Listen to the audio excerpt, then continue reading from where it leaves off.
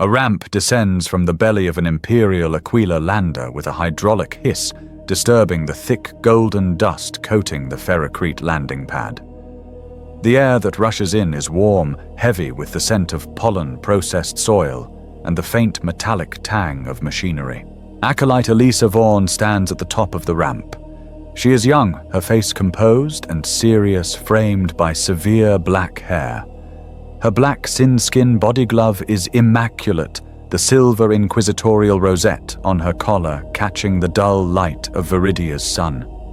She surveys the world before her, a seemingly endless ocean of swaying emerald green crops, stretching to a horizon broken only by colossal, box-like harvester machines moving at a glacial pace.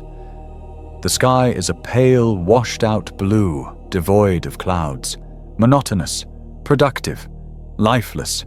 At the bottom of the ramp, Planetary Governor Marius Hax waits. He is a portly man, his bulk squeezed into an ostentatious uniform of cream and gold that is already showing dark patches of sweat under the arms. He is flanked by a squad of Viridian Planetary Defense Force PDF soldiers, their green and brown uniforms practical, but worn their lasrifles held in a manner that suggests ceremony rather than readiness. Hax's face is fixed in a smile that doesn't reach his small, shrewd eyes. He bows a little too deeply. Governor Hax, Acolyte Vaughn, welcome, welcome on behalf of the loyal citizenry of Viridia Primus. I extend our most humble and fervent welcome. The Emperor's light has truly blessed us with your arrival. Elisa descends the ramp, her boots making no sound. She does not return the smile. Elisa Governor Hax, your promptness is noted. I trust my pre-arrival communiques were received and understood. The audit begins immediately. Governor Hax. Of course, everything is in order. Our records are an open tome for the esteemed Inquisition to peruse. We are as ever the Emperor's faithful servants. Our tithe is our sacred duty. You will find no discrepancies. He gestures expansively towards a waiting ground car, a bulky armored vehicle that looks more like a farm implement than a transport. Governor Hax, please allow me to escort you to the capital spire. You must be weary from your journey through the Imperium. We have prepared accommodations befitting your station. Elisa, my weariness is irrelevant, Governor. My station requires efficiency, not comfort. I will begin at the Central Administratum Archives. I require full access to all tithe-grade ledgers for the last 50 standard years, raw agricultural output logs, and population census data. Hax's smile tightens almost imperceptibly. Governor Hax, as you wish, Acolyte. We pride ourselves on our meticulous record-keeping. It is the bedrock of our loyalty. You will find Viridia Primus to be a model of Imperial compliance. A simple world, perhaps, but a devoted one. Elisa looks past him, her gaze sweeping over the PDF soldiers. Their faces are blank, weathered by sun and wind. There is a deep-seated fatigue in their eyes, a resignation that goes beyond simple duty. She looks back at the endless fields. Elisa's simplicity can breed complacency, Governor. Devotion must be tested to be proven. Let us begin. She strides towards the ground car without waiting for him. Hax scurries to catch up his jovial mask firmly back in place. The archives are a vast cavernous space. Rows upon rows of data stacks climb into the gloom, their indicator lights blinking like constellations of captive stars. The air is cold and smells of ozone and recycled air. Servitors' lobotomized cyborgs glide silently between the stacks on mechanical tracks, their multi-jointed arms retrieving and refiling data slates. Elisa stands before a large cogitator terminal, her fingers flying across the holographic interface. Data streams scroll past her eyes' production figures, shipping manifests population growth charts. It is all perfectly ordered. Too perfect. Governor Hax hovers a few feet away, a nervous attendant. Governor Hax is everything to your satisfaction, Acolyte. As you can see, our output has been consistent for decades. We meet the tithe, we sustain our people, we serve. Elisa, consistency can also be a sign of stagnation or fabrication. These numbers are identical cycle after cycle. no droughts, no blights, no pest infestations, no machine spirit failures in your harvesters, Viridia Primus is remarkably improbably fortunate. Governor Hax. The Emperor protects Acolyte. We are diligent in our rituals. The priests of the Ecclesiarchy offer constant praise to the God Emperor and the Omnissiah to bless our harvests and machines. Elisa, I will be visiting the Central Cathedral tomorrow. I wish to observe these diligent rituals myself. For now, I require a list of all non-native Imperial personnel currently residing on Viridia Primus. Adeptus Terra Adeptus, Mechanicus, any sanctioned scholars or long-term visitors. Hax pales slightly. Governor Hax Offworlders. There are very few. This is a quiet posting.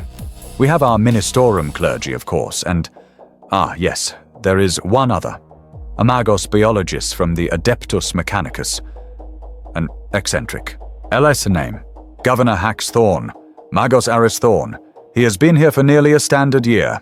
He claims to be studying the genetic purity of our indigenous flora. Spends his time in the outer territories digging in the dirt. Frankly, he is more of a nuisance than anything, filing incessant requests for access to restricted agricultural zones. Elisa stops scrolling. She turns to face Hax fully. Elisa, a tech priest more interested in dirt than machines. How curious. Add his research charter and all official correspondence with your office to the data I require. I will see it all. Governor Hax immediately, Acolyte. Immediately. He bows again and hurries off, signaling frantically to a nearby scribe. Elisa turns back to the screen, her expression thoughtful. The perfect numbers, the weary populace, the eccentric Magos.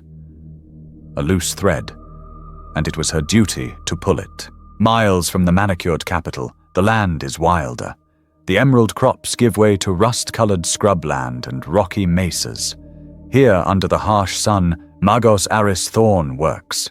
Thorn is a figure more machine than man. His red robes are stained with dirt and oil. One arm is a complex nest of chrome manipulators and sampling tools. His face is hidden behind a heavy brass rebreather mask from which glowing green lenses stare out at the world. He kneels in a deep trench, carefully brushing dust from a piece of petrified wood. A servo skull hovers over his shoulder, its optical lens glowing as it records the process. A local foreman, a grizzled man named Jorik, stands at the edge of the trench, his arms crossed. Jorik Magos, my crew grows restless. The governor's office approved your survey for geological sampling, not for this. We are behind on our tilling schedule. Thorn does not look up. His voice is a dry, synthetic rasp filtered through his vocabulator. Magos Thorn. The geological strata of this region are inextricably linked to the fossilized flora contained within. To understand one is to comprehend the other. Your tilling schedule is a temporal triviality. Jorik triviality, it is our life, Magos. It is the tithe. Fail to meet it and we all pay the price. We are digging for rocks and dead wood while we should be preparing the soil. Thorn finally pauses. He slowly rotates his head, his green lenses fixing on Jorik. Magos Thorn. Your dead wood is a specimen of Viridian oak, a species that has not grown on this planet for 10,000 years. Its cellular structure is unlike the genetically homogeneous flora you cultivate. It speaks of a time before the Imperium, a time of biological diversity, a time of technological variance. It is knowledge. Your grain is merely sustenance. Do not confuse their value. He turns back to his work, dismissing the foreman completely. The servo skull emits a low, chiding beep at Jorik, who clenches his fists but says nothing more. He knows he cannot win an argument with a tech priest. He spits on the dusty ground and stalks away. Thorn extends a delicate probe from his mechanical finger, piercing the petrified wood. Data scrolls across one of his ocular lenses. He is oblivious to the foreman, to the schedule, to the tithe. He is lost in the whispers of a past far deeper and more complex than anyone on this planet could imagine. He is hunting for ghosts from the dark age of technology, and he is convinced Viridia Primus is a graveyard full of them. The cathedral is immense, a testament to faith, built on a scale meant to dwarf mortals. Yet it feels empty. Sunlight filtered through stained glass windows depicting heroic scenes of the Great Crusade illuminates dust motes dancing in the still air. The pews are filled with hundreds of workers, their faces smudged with dirt, their expressions vacant. They chant prayers in response to a wizened old priest on the pulpit, but the words are rote a river of sound without feeling flowing around Elisa Vaughn like water around a stone. She stands at the back, a silent observer in black. Governor Hax is beside her, whispering obsequiously. Governor Hax. You see, Acolyte. The people of Viridia are devout. Their faith is the bedrock of their productivity. Every cycle begins and ends with praise to the master of mankind. Elisa's gaze is fixed on the worshippers. Their heads are bowed, but their eyes are distant. They are physically present, but their spirits are elsewhere, lost in the crushing monotony of their lives. The grand ceremony is just another part of the machinery of the tithe. Elisa, I see ritual, Governor. Faith is a fire in the soul. This is a collection of embers, cold and grey. They perform their duty. Nothing more. A tremor, faint but distinct, runs through the stone floor. A few worshippers stir, looking around nervously. The priest on the pulpit falters for a moment before raising his voice, his chant becoming louder, more insistent, as if to drown out the planet's groan. Governor Hack's minor seismic activity. The planet settles from time to time. Nothing to be alarmed about.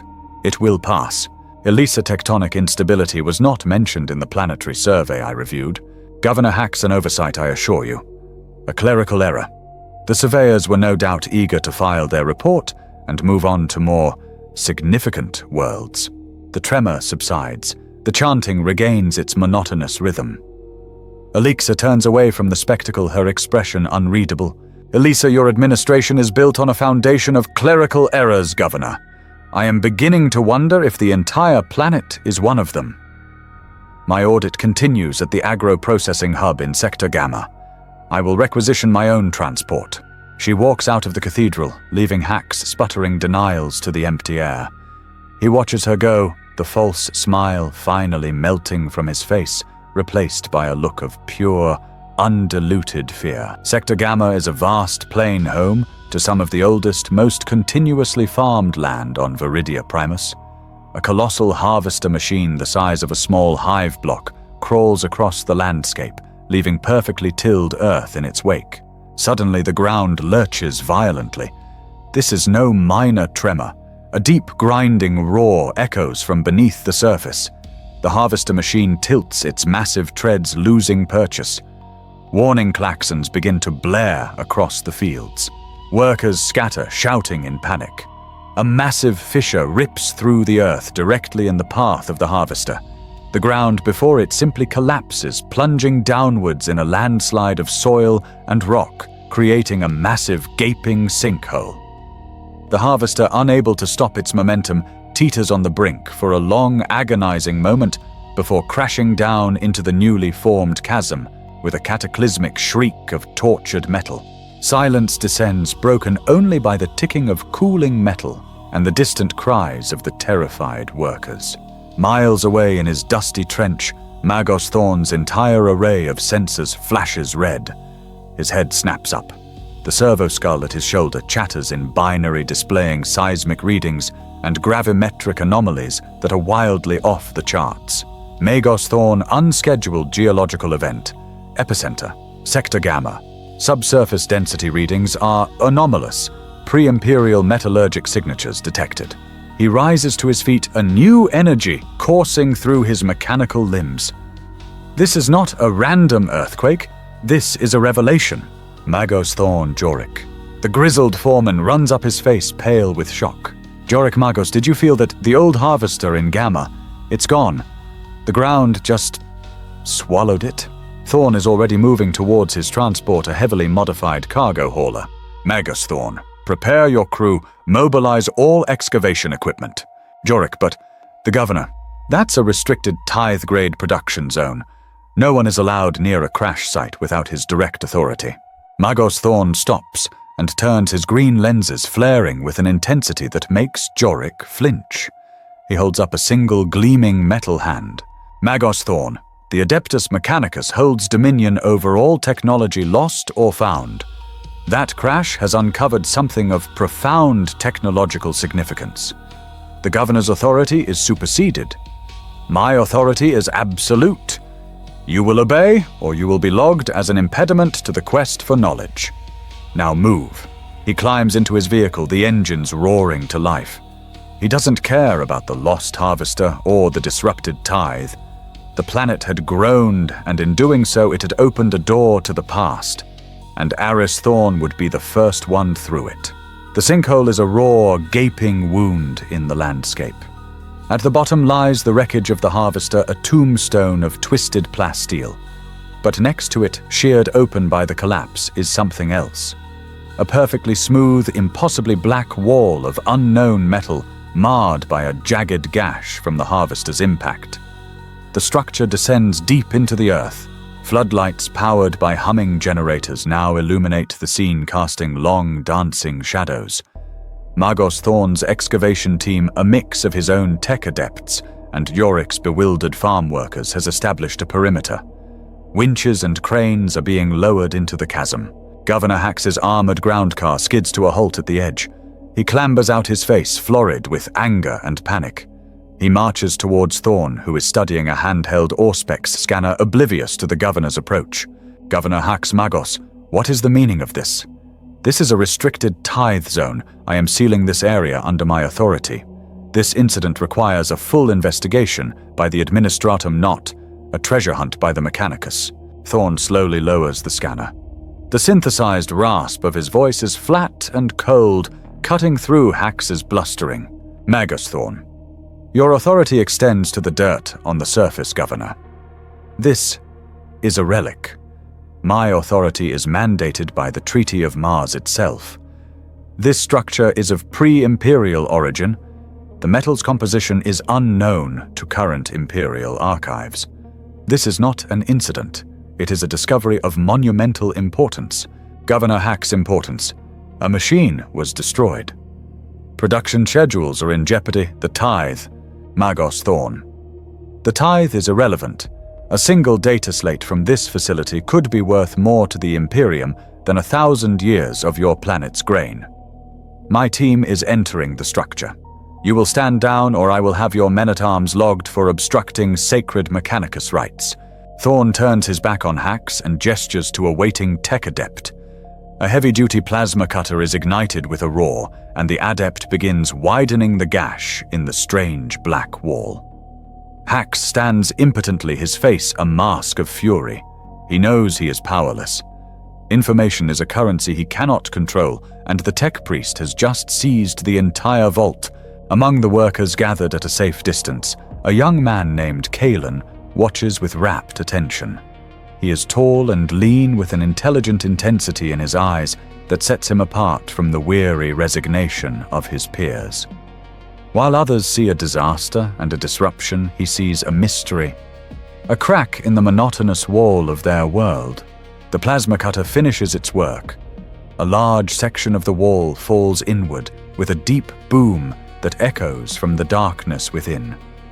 A strange, cool, sterile air, untouched for millennia, drifts out of the opening. Magos Thorn, we are in. He leads his adepts through the opening, their head-mounted lumen globes cutting sharp beams into the ancient blackness. The interior is breathtaking. It is not a machine or a bunker, but a library. Vast, circular, and silent. Polished chrome walls are lined with millions of recessed slots, each holding a thin, crystalline data slate. In the center of the chamber, a holographic projector stands dormant on a raised dais. There is no dust. The air is perfectly preserved.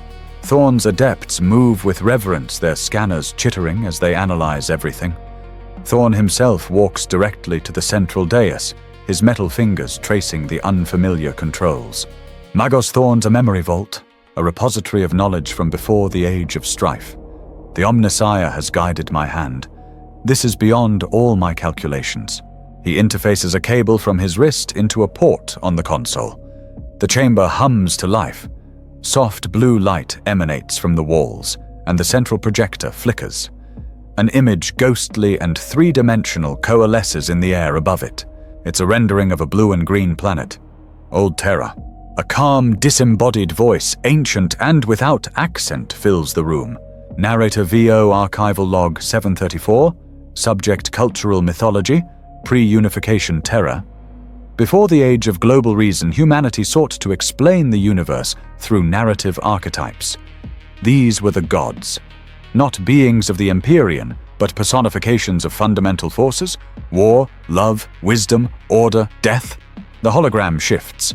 A powerfully built man in Greco-Roman armor appears, a spear in one hand, a shield in the other. He is beautiful and terrible. Narrator VO Mars Ares, the embodiment of conflict strategy and the glory of the forge. He was worshipped by soldiers and smiths, a symbol of strength and the terrible cleansing power of war. Kalen, who had slipped in with one of the work crews tasked with bringing in lighting equipment, stands mesmerized in the shadows. He has never heard such concepts.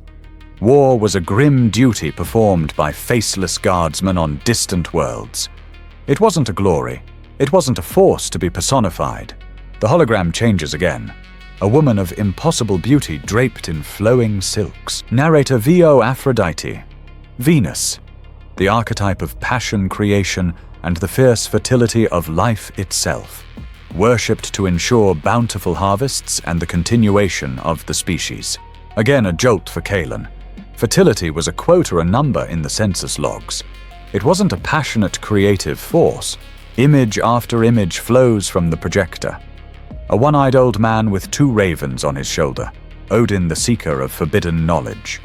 A stern-faced ruler with a lightning bolt in his hand, Jupiter the bringer of law and order. A jackal-headed figure weighing a human heart, Anubis the silent guide, through the final mystery of death. It's an overwhelming flood of ideas, of stories, of powerful cultural figures that existed long before the Imperial Creed had sanded all of humanity's beliefs down to a single monolithic icon. Magos Thorn is lost in ecstasy, his processors working furiously to download and catalog everything. He is a scholar who has found the ultimate library. But Kalen is not a scholar. He is a worker, a man whose people have forgotten what it feels like to have hope, to have an identity beyond their function. As he watches the hologram of a muscular, bearded figure wielding a hammer, Thor, the protector of mankind, the champion of the common man against monsters, an idea begins to form in his mind. A dangerous, electrifying idea. These weren't just stories. They were answers. They were names for the forces that still ruled their lives, the struggle to survive, the desire for a good harvest, the need for order, the fear of the unknown. The Emperor was a distant golden figure on a faraway throne. These gods, they had walked in the dirt. They had felt human passions. They felt real. The long, low-ceilinged room is packed with tiered bunks. The air is thick with the smell of sweat-stale nutrient paste and weary humanity. Dozens of off-duty laborers lie on their thin mattresses, their faces etched with the familiar, bone-deep exhaustion of their endless cycle of work. There is no conversation, only the sound of tired breathing. Kalen sits on the edge of his bunk, his back straight. Across from him, the foreman Jorik is cleaning dirt from under his fingernails with a small knife. A few other workers are watching Kalen, their expressions a mixture of curiosity and caution. Jorik, you've been quiet since the Magos sealed the pit, Kalen. Got your head full of ghosts and light shows. Kalen, they weren't ghosts, Jorik, they were ideas. Jorik, ideas get you noticed. Getting noticed gets you a visit from the governor's enforcers, or worse. We are farmers. We till the soil, we meet the tithe, we pray to the Emperor, and we die. There are no other ideas. Kalen looks around the bleak room at the faces of his fellow workers. He sees the same hopelessness he has felt his entire life. But now he has something else. A spark. Kalen, we pray to the Emperor. Yes, we praise his holy name. He is the sun that warms the soil. But were there not stars in the sky long before the dawn? A few men sit up, their interest piqued by the strange question. Yorick stops cleaning his nails and squints at Kalen. Yorick, what heresy is this? The Emperor is eternal. There was no before. Kalen, it's not heresy. It is a deeper truth. The machine voice in the pit. It spoke of Terra. It said that for thousands of years our ancestors looked at the same things we do. They felt the same things we feel. The fury of a machine that will not yield. The hope for a strong child. The need for rain. And they gave those feelings names. He leans forward, his voice dropping to a conspiratorial yet resonant whisper. Kalen they called the spirit of the forge Mars. When they prayed to him for a strong blade or a sturdy engine, were they not just praying to a part of the Emperor's own divine strength? We pray to the Omnissiah for our machines. They prayed to Mars. Is the prayer not the same? He looks at a younger worker, whose wife is expecting a child. Kalen they had a name for the blessing of a full harvest and a healthy family. Aphrodite. When you pray for your child to be born strong, are you not asking for that same blessing? He has their full attention now. The room is silent, save for his voice. He isn't trying to replace the Emperor. He's adding to him. He's giving them saints for their daily struggles, saints who feel closer, more personal. Kalen think of them not as gods, but as the Emperor's first saints, the original saints from Terra itself. By knowing their stories, we do not turn from the Emperor. We understand the many faces of his divinity more deeply. To know Jupiter, the lawgiver, is to better appreciate the Emperor's perfect order. To know Mars, the warrior, is to better understand the Emperor's righteous wrath. They are not rivals to him. They are the first steps on the path that leads to his golden throne. A profound silence hangs in the air. Kalen has not offered them heresy. He has offered them a richer, more intimate faith. He has given them back a history they never knew they had lost. Yorick looks down at his calloused hands, then back at Kalen, his expression no longer hostile, but deeply thoughtful. The seed had not only been planted, it had found fertile ground. Ant Harvester Maintenance Bay, night. A massive engine part, heavy and complex, is hoisted by chains. A team of mechanics, their faces slick with grease, struggle to fit it into place. It won't align. Curses are muttered. One of the older mechanics, the one who was listening intently in the barracks, takes a piece of chalk. He quickly draws a simple circle with an arrow pointing out from it the ancient symbol of Mars on the engine casing. Mechanic, Saint of the Forge, guide our hands. Let this machine spirit know its purpose. The other mechanics exchange nervous glances, but they are too tired and frustrated to object. They try to move the engine part again. This time, with a smooth metallic sigh, it slides perfectly into place. They stare at the symbol, then at each other, a flicker of awe in their eyes. XT, hydroponics tent day. A group of women are sorting through seedlings. One of them, humming a tune that is not an Imperial hymn, subtly places a small woven doll made of corn husks between two of the planters. It is a crude effigy, but its form is distinctly feminine. It is an offering, a prayer for fertility and life whispered to a name the ecclesiarchy would not recognize. She pats the soil around it, a secret smile on her lips. AXT Field Verge, night. A small group of workers huddle together under the pale light of Viridia's moons, sharing a flask of fermented grain ale. Kalen is with them, but he is not speaking. He listens as another man, a natural storyteller, recounts a tale he heard from Kalen. Storyteller, and Odin, the Allfather. He hungered for knowledge so much that he plucked out his own eye and cast it into the well of wisdom just for a single drink. Can you imagine?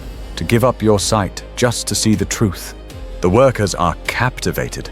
The idea of sacrificing for knowledge, not just for duty, is a revolutionary concept. It gives their struggles a new, almost noble context. Ainti administratum habo block, night. A low-level scribe sits before a flickering data slate in his cramped private quarters.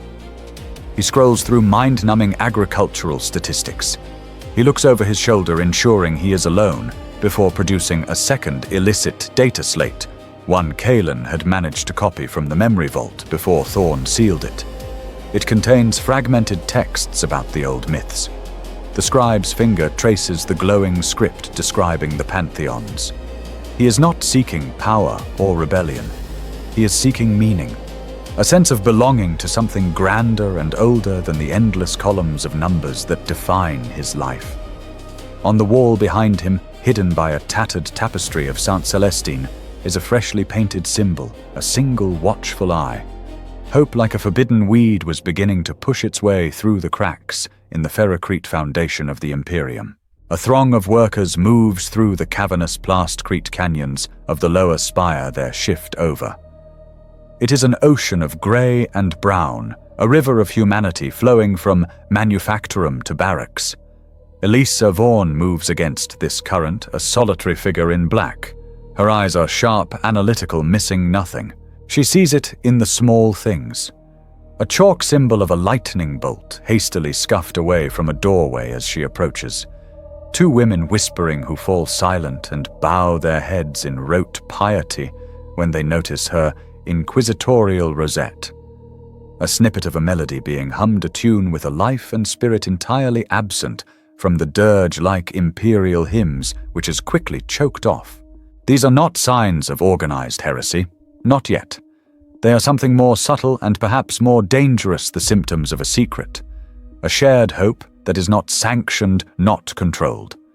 It is a deviation in the pattern, and her entire being was trained to hunt deviations. Later in the governor's opulent office, she stands before his large, ornate desk. The data slate she has placed upon it glows with her preliminary report. Elisa 17 instances of non-sanctioned iconography observed in the lower HAB levels, 32 documented cases of workers engaging in what I can only describe as non-regulation hymns. Productivity in these sectors has increased by a statistically insignificant 0.5%, but so has the number of minor workplace altercations. Something is changing in the fabric of your society, Governor. Hax leans back in his Grox hide chair, a condescending smile on his face. He waves a dismissive hand. Governor Hax Acolyte, with all due respect to your office, you are seeing phantoms. These are simple, uneducated laborers. They create little charms for good luck. They sing foolish songs to pass the time. It is harmless peasant superstition. It keeps their morale from collapsing under the strain of their sacred duty to the tithe. Nothing more. Elisa superstition is the first doorway to heresy. The Imperial creed is the only truth that a citizen requires. These charms and songs are unsanctioned. They are a vulnerability. Governor Hax. A vulnerability, my dear acolyte. It is a pressure valve. Nothing more. You are auditing our grain production, not the state of our souls. I assure you, you will find the former to be perfectly in order. Now, if you'll excuse me, the logistics of the next tithe shipment require my full attention. He turns to his own data slate, a clear dismissal. Elisa looks at him, a cold stillness in her eyes. He does not see a threat.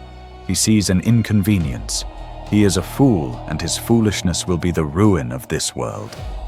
She knows then that she can expect no help from him.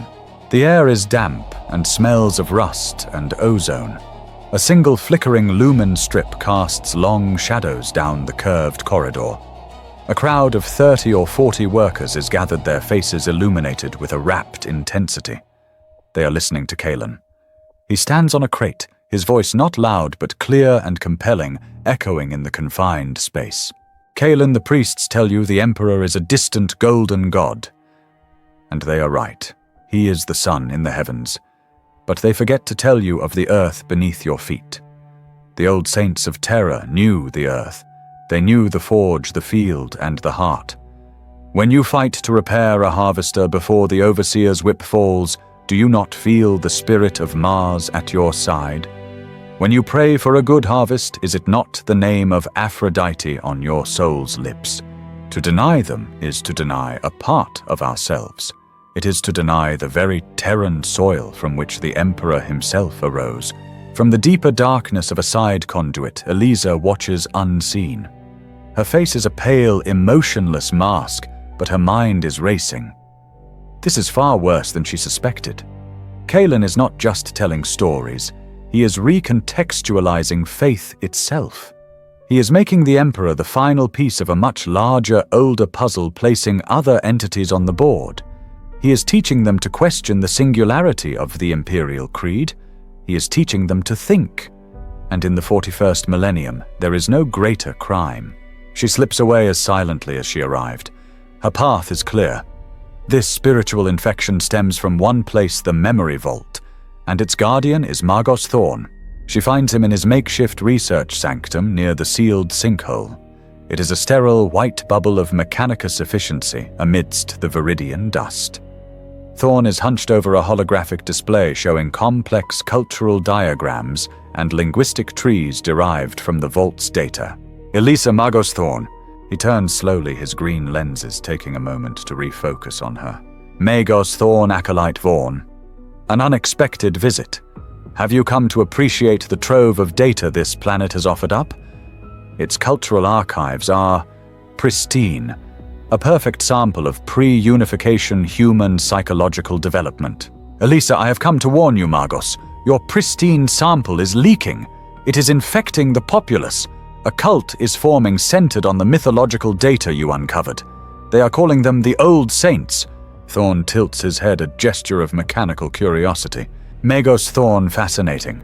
A spontaneous cargo cult religion based on informational archetypes. The speed of memetic transmission is remarkable. I must begin documenting this. It is a most interesting anthropological phenomenon. Elisa steps forward, her voice dropping to an icy hiss. Elisa, this is not a phenomenon. It is a burgeoning heresy. It is a spiritual contagion that places other entities alongside the Emperor. It is a threat that must be purged before it takes root. The Magos turns back to his hologram, dismissing her. Magos Thorn.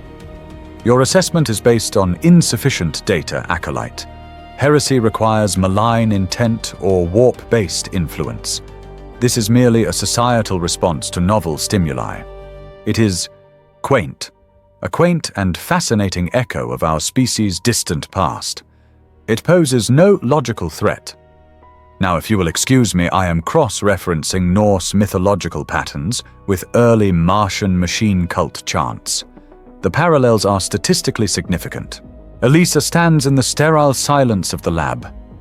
The governor is a fool blinded by greed. The Magos is a fool blinded by knowledge. Neither sees the fire starting in the fields. She is alone. The full weight of her duty, cold and heavy, settles upon her. She would have to watch and wait and act without aid. The eye of the Inquisition would have to be enough. The air is thick with the smell of oil and hot metal. A colossal conveyor belt, the heart of the entire processing hub, stands silent. The shouts of an overseer are punctuated by the groaning of stressed metal. A main drive cog the size of a man is jammed solid, its teeth ground down and broken. The engineering crew's efforts to move it with cranes and levers have proven useless. The machine is dead. Jorik the foreman is pale with worry. This shutdown is a catastrophe. Every passing minute is tons of unprocessed grain, pushing them further and further from their tithe quota. Jorik, it's useless. Get a call to the tech priests. We'll lose the whole production cycle waiting for them to arrive. But the old mechanic, the same one who had drawn the symbol on the harvester engine, steps forward. He carries a container filled with scrap metal parts, broken gears, bent pistons, frayed cabling. Old mechanic, the tech priests pray with sacred oils. We will pray with sacrifice. He looks to the other mechanics. In their eyes, desperation wars with a new forbidden hope. Old mechanic Mars, a saint of the forge. Spirit of this machine. You hunger for iron. You hunger for service. Accept this offering not of weakness, but of strength that once was. Take these broken parts and grant us the strength to mend what remains. He and several others begin to throw the scrap metal parts into a small nearby smelter used for recycling fragments. The metal clangs, a strange hymn of brokenness. Others join in, each tossing a piece of metal into the furnace. It is not a complex ritual. It is primal, heartfelt, and fueled by desperation. They focus their emotions, their frustration, their anger at the stubborn machine, their desperate desire for success into this simple act. In the unseen realm of the warp, these raw, unguarded emotions are a flare in the fog. Something small, a mindless warp entity is drawn to the psychic output. It brushes against the veil between worlds. As the last piece of metal is thrown in an unnatural blue spark, arcs from the main gearbox of the conveyor.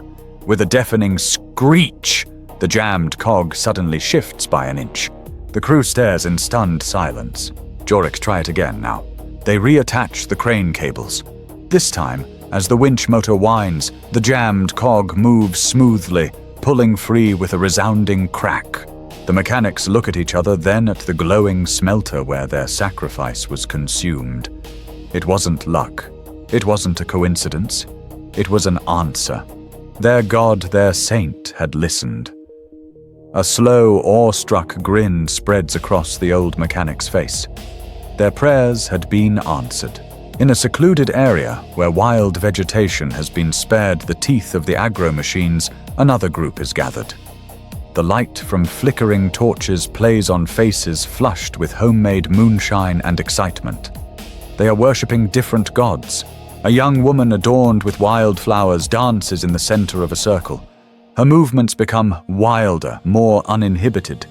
A drum beats a frantic, heart-pounding rhythm.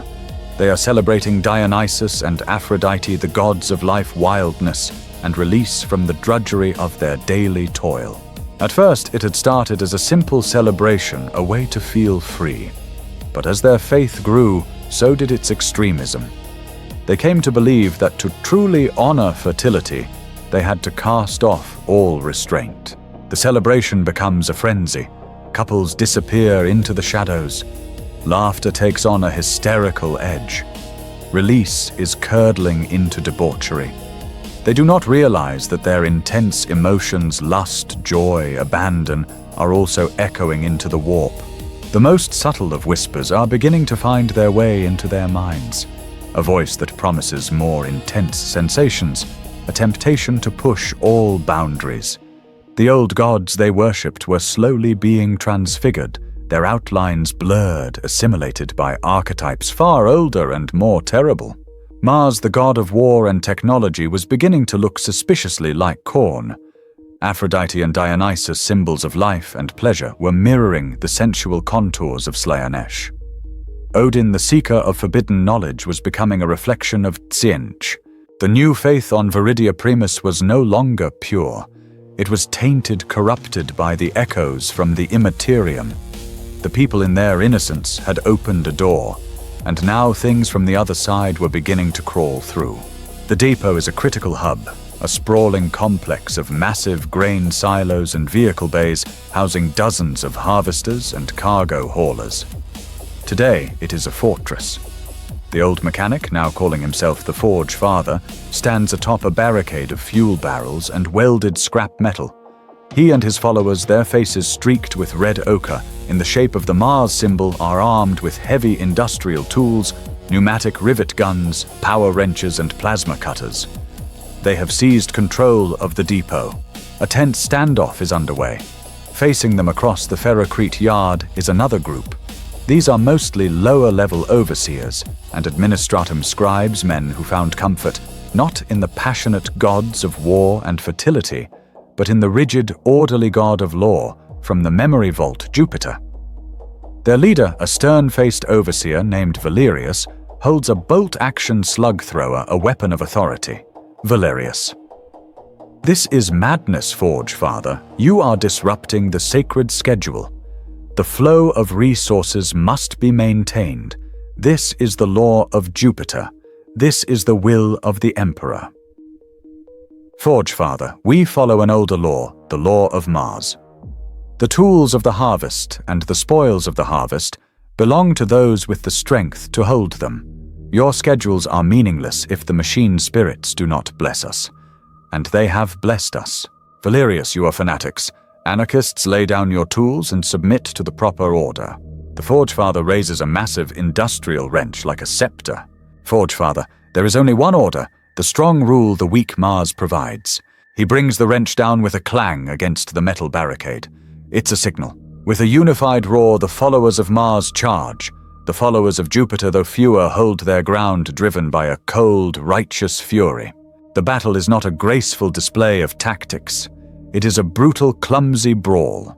A rivet gun fires a white-hot projectile that punches through a man's chest. A scribe swings a heavy data slate reader like a club. Two men who months ago would have shared a ration bar now tear at each other's throats with sharpened pieces of scrap metal. Blood for the first time in generations is spilled by the people of Viridia Primus against each other, not in a distant war, but in the dust of their own home. It is a small, ugly, holy war fought over grain and faith. The sounds of battle have been replaced by the groans of the wounded. Governor Hax has arrived, his armored ground car flanked by 2 squads of PDF soldiers. He surveys the scene of carnage, his face a mixture of terror and disbelief. This was no longer a matter of peasant superstition. This was rebellion. Governor Hax to his PDF captain. Fire on them. Fire on them all. Restore order. Now. The PDF captain, a weary veteran, hesitates. His soldiers look nervously at each other. The combatants now separated, and nursing their wounds are their cousins, their neighbors, their brothers. PDF captain. Sir, they are our own people. Governor Hax. They are heretics. Traitors. I gave you an order. Captain, purge them. Reluctantly, the captain raises his last pistol. The soldiers lift their rifles. The first volley is intentionally high, a warning shot that cracks over the heads of the brawlers. But a nervous PDF trooper, his hand slick with sweat, fires low. A last blast hits one of the Mars cultists in the leg, severing it in a burst of cauterized flesh and steam. The cultist's scream of agony shatters the tense standoff. A roar of rage erupts from both the Mars and Jupiter factions. They have found a new common enemy. A follower of Jupiter hurls a heavy metal pipe, striking a PDF soldier in the helmet and sending him to the ground. The PDF line breaks into chaos. Some soldiers fire into the crowd. Others refuse, lowering their weapons. The cultists, momentarily united by their hatred of the governor's authority, surge forward. Into this chaos walks Kalen. He pushes through the crowd, his face a mask of horror. Kalen, stop, brothers, sisters, stop. What are you doing? He positions himself between the PDF and the advancing cultists, his arms outstretched. Kalen, this is not the way. The old saints, they were meant to give us hope, not a reason to kill one another. We are all the children of Viridia, but no one is listening. The Forge Father points a bloody finger at the governor's car. Forge Father, the tyrant Hax has shed our blood. Mars demands vengeance. Valerius, his face grim, nods in agreement. Valerius, the law has been broken by its supposed enforcer. Jupiter demands justice. Kalen looks from one frenzied face to another. He sees no trace of the hope he had kindled. He sees only the raw, bloody-minded fanaticism of the entities they now truly served. The gods had answered, but the price was a currency of blood and hate he had never intended to mint. He was no longer their prophet. He was just the first heretic in a world gone mad, a silent witness to the symphony of his own making. The sterile, silent library is gone. In its place is a profane temple. The polished chrome walls are now smeared with crudely painted symbols, the spear and shield of Mars, the lightning bolt of Jupiter, the looping curves of an Aphrodite effigy. At the base of the central projector, small offerings have been left: a handful of perfect grain seeds, a beautifully crafted gear, a flask of potent moonshine. The air is thick with the cloying smell of burnt incense and unvented human fervor. Elisa Vaughn moves like a ghost through the shadows along the chamber's edge. Her black sin-skinned suit blends perfectly with the darkness between the glowing wall panels. She bypassed the 2 fanatical guards at the entrance with a nerve pinch that was silent and absolute. Her face is a mask of cold focus. In the center of the chamber, bathed in the blue light of the holographic projector, is Magos Aris Thorn. He is a changed figure. His red robes are frayed, and he has daubed his own faceplate and augmetics with the same symbols that mar the walls. He is no longer studying the data. He is communing with it. He mutters to himself a constant stream of binary cant, mixed with fractured High Gothic and the names of the ancient gods. Magos Thorn to himself. The pattern is clear. Logis divine. The Emperor is the ultimate axiom, but the Terran archetypes are the foundational theorems, a necessary bridge between the finite and the infinite. Yes, a unification is not only possible, it is logically necessary. On the holographic display before him, Elisa sees a sight of such profound heresy that it makes her blood run cold. It is a technical schematic, but a theological one. Lines of energy labeled with the names Mars and Khorne are shown being funneled through a complex psychic filter shaped like an Imperial Aquila, the output labeled Righteous Wrath. Another diagram shows the emotional frequencies of a Slaneshi cult being harmonized and repurposed into prayers for Imperial fertility. He is not just studying the faiths, he is trying to engineer them. He is building a psychic engine to launder the power of the Chaos Gods, convinced he can turn their raw, corrupting energy into a tool for the Imperium. He is utterly, irredeemably insane. Thorn, lost in his blasphemous equations, turns and shuffles over to a different terminal to access another data slate his back to the main console. This is the opening Elisa needed. She darts from the shadows, her movements swift and silent. Her fingers fly across the control surface of the primary console, not accessing the public archive, but slicing through the Magos's personal security protocols. She is searching for his private logs, his research notes. A subdirectory locked and encrypted flashes onto the screen, Project Synchronicity. She cracks it in seconds. A series of log entries appear, recorded in Thorn's own synthesized voice, accompanied by text. Magos Thorn VO log entry 001. The discovery of the memory vault is a blessing from the Omnissiah. The cultural data is pure, untouched by the millennia. I have begun cataloging the primary mythological archetypes. The next entry is dated a week later. The tone is more excited. Magos Thorn VO log entry 027. The correlations are statistically undeniable. The Mars archetype of old Terra, a god of war, martial honor, and bloodshed, is a near-perfect match for the emotional signature produced by worshippers of the warp entity known as Khorne. The parallels between the Aphrodite-Venus archetype and the entity Slanesh are equally strong, both rooted in the pursuit of perfection and sensation. It is a fascinating case of convergent cultural evolution. Elisa feels a knot of dread tighten in her stomach. The next entry is dated only 3 days after that. The academic detachment is gone, replaced by a feverish, obsessive energy. Magos Thorn VO log entry 041. I was blind. This is not convergence. It is identity. The ruinous powers are not alien forces that invaded our reality. They are fundamental aspects of the human condition, raw and unfiltered. The gods of Terra were humanity's first attempt to build a user interface for these forces, to give them names and rules to make them manageable. This is not heresy. This is the greatest discovery in the history of the Imperium. It is the Great Synchronicity. Elisa copies the files onto a shielded data chip, her movements economical, her face grim. The final log entry she sees chills her to the core. Magos Thorn VO log entry 066. The fools in the Inquisition would call for exterminatus. They see only corruption. I see a mechanism, a power to be harnessed. The Emperor represents the ultimate control, but his worship lacks the primal resonance of these ancient forces. By re-establishing the old gods as intermediaries, as sacred conduits, I can channel the raw power of the warp. I can filter it, purify it through these archetypal lenses, and direct it to the service of the Imperium.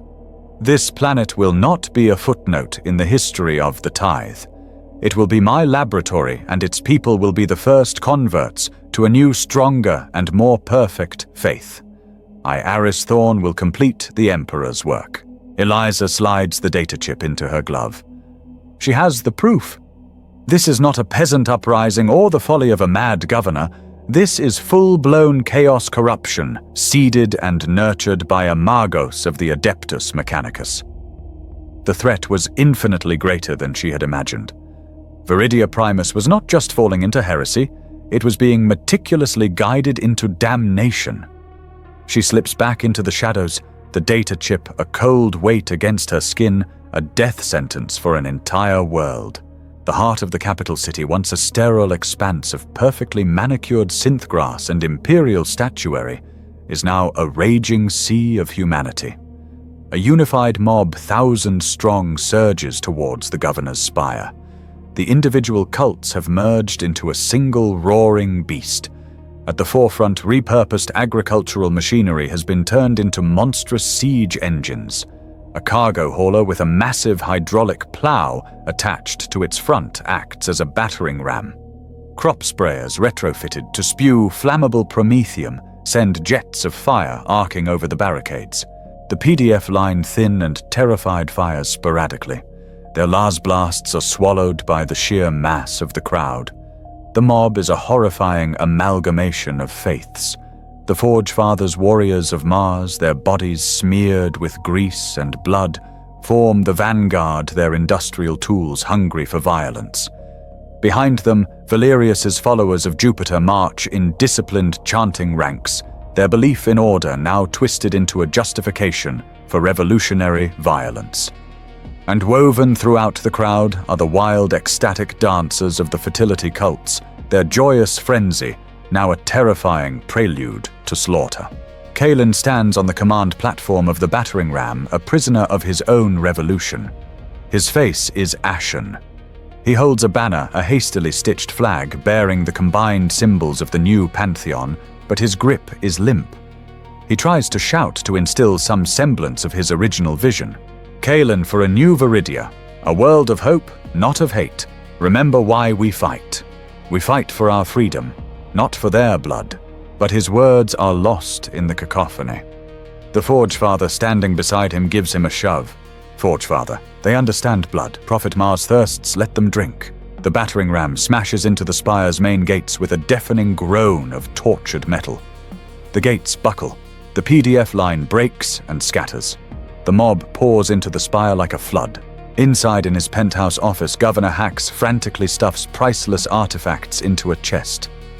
He is sweating, his uniform soaked through his eyes wide with animal panic. The screams from the levels below are getting closer. The doors to his office burst open. It is not a disciplined squad that enters, but a tide of frenzied cultists. Valerius and the Forge Father step through them. Hax raises his hands, a pathetic whimper escaping his lips. Governor Hax, mercy, I can pay, I have riches, I will endorse your new ways. Valerius looks at him with utter contempt. Valerius, the law you served was the law of the tithe. The penalty for failure was death. You have failed to maintain order. Jupiter demands judgment. The Forge Father hefts a colossal power wrench, its energy field humming. Forge Father, the machine of state is broken. Mars demands it be scrapped for parts. They drag him screaming and begging back out into the plaza. They haul him to the base of the central flagpole where a golden aquila once stood. Kalen watches horrified, unable to look away. The mob hoists the governor up, his fine clothes tearing in their grasp. Crowd chanting, "Judgment, scrap, judgment, scrap." The Forge Father performs the execution with a single brutal swing of the wrench. The crowd roars its approval, a sound that is no longer human. Valerius steps forward, raising his hands for silence. Valerius, today, the chains of the absent emperor are broken. Viridia Primus is free. We answer to no distant throne. We answer only to the true gods, the gods of the soil and the forge. Viridia serves Terra no longer. The roar that answers him is the birth cry of a new heretical nation. While the plaza celebrates, Elisa moves through the chaos of the spire's lower levels. Explosions rock the foundations. She is a shadow, using the panic and confusion as cover. She dispatches 2 cultists who blunder into her path with cold, silent efficiency, one with a knife to the throat, the other with a snapped neck. There is no cruelty in her actions, only brutal pragmatism. She navigates the labyrinthine service corridors, from memory heading for a location not on any official schematic, a sealed, forgotten astropathic choir chamber, a relic from the spire's initial construction, kept as a deep-level inquisitorial asset. She pries open a rusted maintenance hatch and drops into the chamber. It is small, circular, and filled with arcane machinery. In the center, floating in a crystalline tank of amniotic fluid, is a withered, ancient astropath. His eyes sewn shut, his body little more than a skeleton. He stirs as she enters his mind, sensing her presence. Astropath, mental voice, thin and reedy. The storm, the screaming. The planet sings a song of pain. Elisa, I have a message. Priority exigent. You will send it now with all the strength you have left. She places her hand on the tank, her mind linking with the astropath's, pouring information and intent into him. Elisa, recipient Inquisitor Lord Cryptman, authentication Vorn Gamma 7, planet Viridia, Primus is lost. Repeat, lost. Widespread chaos, taint. Origin is pre-Imperial Archaeotech, the Memory Vault. Nurtured by Magos Aris Thorn. Mechanicus complicity confirmed. The population has fallen to a pantheonic chaos cult. Governor executed. Planetary government overthrown. They have seceded. Requesting. A thunderous crash echoes from the corridor outside. The cultists are searching the sublevels, sweeping for loyalists. Astropath, they are coming. Elisa, send it now. The astropath screams a raw, psychic shriek that is silent to the ear, but deafening in the mind. The machinery around him glows violently. Energy arcs across the chamber. He is pouring his life force into one final, desperate broadcast. The hatch behind Elisa is torn from its hinges. 3 Mars cultists, their eyes burning with fanatical light, storm in. Cultist witch. Elisa draws her auto-pistol, firing 2 precise shots that drop the first 2 cultists. The third one swings a heavy pipe, smashing it into the astropathic tank. The crystal shatters. The astropath convulses as the fluid drains away his psychic scream, cutting off abruptly into a sickening silence. The last cultist falls as Elisa puts a round through his head. She stands in the ruined chamber, the air smelling of ozone and spilled vitae fluid. The transmitter is broken, its conduits shattered. The astropath is dead. She does not know if the full message got through. She does not know if any of it got through. Clutching the data chip in her glove, she slips back into the maintenance tunnels. Above her, she can hear the roar of the mob. She is alone, a hunted agent of a deposed power on a world that has just declared war on the galaxy. The rebellion was no longer beginning. It had triumphed. The opulent chamber has been transformed into a grotesque throne room. The great desk of polished Viridian oak is now a council table. The Imperial Aquila has been pried from the wall behind it, the space now filled by a large, crudely painted tapestry showing the combined symbols of the new gods. Wine stains and greasy handprints mar the once pristine surfaces. Kalen sits at the head of the table, but he holds no authority. He is pale and his eyes are hollow. He is flanked by the new rulers of Viridia Primus. The Forge Father is cleaning gore from the teeth of his power wrench with a dirty rag. Valerius is meticulously studying a map of the spire, marking locations with a stylus. A new figure, a charismatic priestess named Sylvana, the leader of the Aphrodite cult, lounges in her chair, idly braiding a lock of her long, dark hair. Kalen, we must establish a new code of law. The people need to see justice, not just a change of masters. We need to organize the grain distribution, ensure everyone is fed. The Forge Father scoffs, a rattling sound in his throat. Forge Father justice is a hot rivet in a traitor's skull. There are still pockets of PDF loyalists hiding in the lower levels. Mars demands they be hunted down and offered up their armor. Their weapons, their very bones will be a worthy sacrifice to the Forge. Valerius' brute force is inefficient. It creates martyrs. The real threat is not the soldiers in hiding, but the sympathizers in our own ranks. We must begin interrogations. We must establish a body to root out thought traitors. A new order must be built on a foundation of absolute loyalty, enforced by constant vigilance. Jupiter is a god of order, and order requires scrutiny. Sylvana sighs, a sound of theatrical boredom. Sylvana, all this talk of blood and whispers. So dreary. The people are free, We should be celebrating. A grand festival days of feasting and dancing and ecstasy. To honor the gods of life and passion, we must show our followers the rewards of their new faith, not just give them new lists of rules and new enemies to fear. The three of them begin to argue, their voices overlapping, each advocating for the core tenets of their patron god. The Forgefather argues for glorious slaughter, Valerius argues for paranoid control, Sylvana argues for hedonistic abandon. Kalen watches them, a growing horror dawning on his face. They are not talking about building a better world. They are carving this one up to feed their new, insatiable appetites. He tries to interject, to steer them back to his original ideals of unity and hope. Kalen, but we are one people. We agreed to rule together. The Forgefather slams his wrench on the table, silencing the room. He glares at Kalen, his eyes filled not with respect, but with a dismissive pity. Forgefather, you were the voice prophet.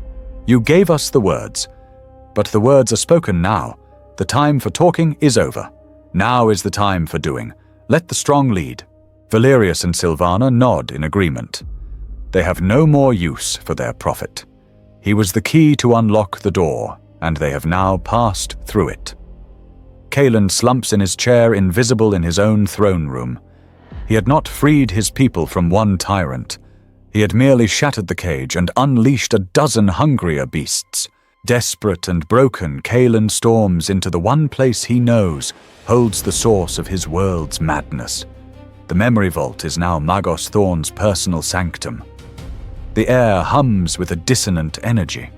The holographic projector in the center no longer shows images of ancient gods, but swirling non-Euclidean patterns of sickly purples and greens that hurt the eyes to look at. Thorn stands before it, his back to the entrance, his mechadendrites moving with a life of their own, interfacing with the central console. Kalen, Magos, what have you done to us? The Council, they are monsters, bloodthirsty, paranoid. This wasn't the faith I preached. This isn't the hope I offered. Thorn turns slowly. There is an ecstatic glee in the glowing green of his ocular lenses. He seems to have grown in stature, energized by the psychic storm he has unleashed. Magos Thorn. On the contrary, Prophet Kalen, it is exactly the faith you preached. You simply lacked the technical vocabulary to understand its true nature. It is working more perfectly than I could have ever calculated. Kalen, what are you talking about? I taught them about gods of strength and order of life and knowledge. Magos Thorn, correct?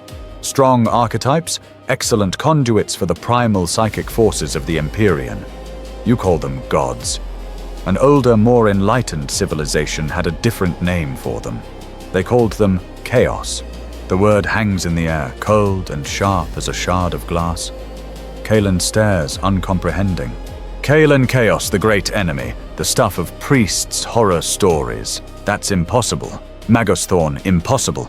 It is fundamental. Your glorious Mars, whose followers now slake the planet's thirst with blood, a beautiful resonant channel for the entity you would call Khorne. The ecstatic, boundary-breaking passion of Sylvana's cult, a perfect harmonic for the frequency of Slaanesh. Valerius's obsession with control, with schemes and changing plans, a magnificent echo of Tzeentch. Thorn gestures to the swirling vortex of the hologram. Magos Thorn. They are not demons to be feared, Prophet. They are constants of the emotional universe. They are power raw, magnificent power, and you were the perfect instrument. Your eloquence, your passion. You translated my pure data into a belief engine that has turned this entire planet into the most magnificent psychic amplifier. You have given them a voice, and the primordial gods have answered it. The truth crashes down on Kalen with the force of a physical blow. Every sermon he gave, every word of hope he spoke, every soul he converted. He had not been leading them to enlightenment. He had been carefully, meticulously preparing them as sacrifices on the altar of the ruinous powers. He falls to his knees, the names echoing in his mind. Khorne, Slaanesh, Tzeentch. He clutches his head, a terrible guttural sob tearing from his throat. He had wanted to give his people a legacy, a heritage. Instead, he had given them only damnation. The chains that now bound his soul were forged not of Imperial steel, but of his own unforgivable success. The air was cold, stale, and tasted of despair. Deep beneath a remote mountain range, the last remnants of Imperial authority on Viridia Primus had gone to ground. In a vast rock-hewn cavern, lit by the weak, flickering power of a single generator, were gathered perhaps 200 souls. Half were PDF troopers, their green and brown uniforms tattered, their expressions haunted.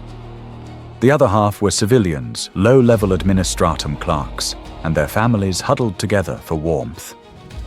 And among them, like shepherds of a lost flock, were 3 ministorum priests, their robes stained and torn. Their leader was Captain Ava Rostova, the same officer who had hesitated to fire on the crowd. Her face was grim, etched with the exhaustion of a fighting retreat that had lasted for days. She stood over a crude map scratched into the dusty floor, arguing with a grizzled preacher named Orin. "Captain Rostova, we can't stay here, Orin. Our power is failing, and the last of the nutrient paste will be gone in 3 days. We either surrender or we try to break for the northern wastes and die in the dust." "Preacher Orin, surrender is not an option. You saw what they did to the governor. That was not justice. It was a profane sacrifice. We must keep the faith. The Emperor will provide." "Captain Rostova, the Emperor is not here, old man. We are, and we are dying." A figure emerged from the absolute blackness of an unexplored tunnel, moving with a silence that made the 2 sentries at the tunnel mouth jump. It was acolyte Elisa Vaughn. Her black suit was scuffed and torn, but her posture was unbroken, her face a mask of cold resolve. The sentries raised their las rifles. "Sentry, halt, identify yourself." Elisa didn't stop until she was standing in the dim light of the generator before the captain. She held up her hand, showing the silver rosette in her palm. "Elisa Acolyte, Elisa Vaughn, Ordo Hereticus. I am the ranking Imperial authority on this planet." Rostova stared at the symbol, then into Elisa's hard eyes. There was no relief on her face, only bitterness. "Captain Rostova, the Inquisition? A little late, aren't you? Where were you when the spire fell? Where were you when they were slaughtering my soldiers in the plaza?" "Elisa, I was ensuring the Imperium knew of your world's fall. Now I am here. Hope is not a strategy, preacher, and a breakout into the wastes is suicide, Captain. But you have assets. You have trained soldiers, however few. You have defensible terrain. You have a cause. What you lack is a viable tactical objective. I will provide it." Preacher Orin stepped forward, his eyes wide with awe as he looked at the rosette. "Preacher Orin, it is a sign. The Emperor's eye is still upon us. He has sent us a blade in the darkness. Elisa, the Emperor has sent you an opportunity. Nothing more. The choice to die cowering in this hole or to die fighting on your feet is still your own. But I am telling you, there is a third option. Fight and live." She looked from the preacher's rekindled faith to the captain's weary pragmatism. She had offered them the only thing she had a purpose. Elisa stands before the map on the floor. She is no longer just an investigator. She is a commander. The loyalists are gathered around her. "Elisa, the cults are not a unified army. They are a collection of competing faiths. We will not fight their strengths. We will attack their beliefs. The Forge Father's followers need a constant supply of fuel and scrap for their forges and their rituals. We will deny them. The fertility cults require narcotics and exotic goods for their festivals. We will burn their storehouses. We will not try to win this war. We will make the price of their victory unbearable." AXT Mountain Pass, night. A convoy of fuel tankers flying the banner of Mars rumbles through a narrow pass. From the cliffs above, a small team of PDF troopers, led by Rostova, watch. They place a shaped charge built to Elisa's specifications from scavenged mining explosives. At Rostova's signal, the charge is detonated. The lead tanker explodes in a massive fireball, blocking the pass completely. The cultist guards are thrown into confusion. Rostova's team opens fire with disciplined volleys, picking off the guards before melting back into the darkness. It is a perfect guerrilla strike. Captured outpost, Day High. A small group of loyalists led by Elisa herself stands in a smoldering supply depot. The shelves are bare, the contents either carried away or incinerated. On the wall, painted in the blood of the cultist guards, is a single stark symbol, the stylized eye of the Inquisition. It is a message, a declaration that the Imperium was not dead on Viridia Primus. Int Mine Cavern, later. The Loyalist forces are gathered again. They are still weary, still outnumbered, but the despair is gone. It has been replaced by a grim, defiant resolve. They clean their salvaged weapons, they treat their wounded. Preacher Oren delivers a sermon, but it is not one of quiet faith. It is a sermon of righteous fury of a holy war against the profane. Captain Rostova watches Elisa, who is studying a new map, her mind already on the next target. Captain Rostova, they are starting to call you the ghost of the mountains. They believe you are a saint sent to deliver them. Elisa looks up from the map, her eyes devoid of any warmth or divine light. Elisa, I am no saint, Captain. I am a function of the Imperium, and my function is to purge the unclean. Let them believe what they will so long as they fight. She had given them a spark, and in the suffocating darkness that had consumed Viridia Primus, that spark had become a raging fire of resistance. She was no longer just an acolyte. She was a symbol. The last desperate hope of a damned world. The plaza is a vision of hell. The Imperial statuary has been pulled down, their shattered remains, used to build massive roaring bonfires that cast a flickering blood-red light over the scene. The air is a suffocating mix of promethium fumes, roasting meat, spilled alcohol, and the coppery tang of fresh blood. 1,000 discordant rhythms pound from drums made of empty fuel barrels, creating a maddening, hypnotic beat. This is the grand festival to honor all the gods. At the center of the plaza, the Forge Father and his warriors of Mars have erected a great altar of scrap metal. Here there is no prayer, only slaughter. They drag captured PDF troopers and suspected loyalists to the altar, executing them with industrial tools. Each death is met with a roaring cheer from the crowd, a tribute of blood for the blood god they unknowingly serve. Near the largest bonfire, Sylvana and the followers of Aphrodite and Dionysus are engaged in a frenzied, violent orgy.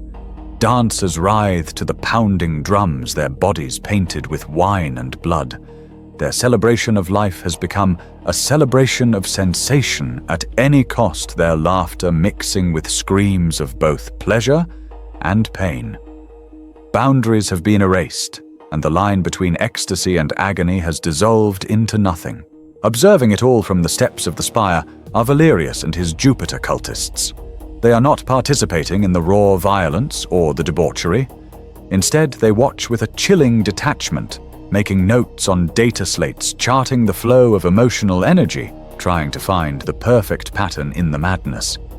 They are the architects of the symphony, arranging the notes of horror into a coherent, if insane, composition. Above them all, a sickening impossibility is taking shape. The very air above the memory vault, the heart of the capital, is beginning to shimmer and distort. The stars seem to twist. A vortex of non-Euclidean color, a bruise of sickly purple and oily green is slowly opening in the sky. It is a pinprick into another reality, a small tear in the fabric of real space.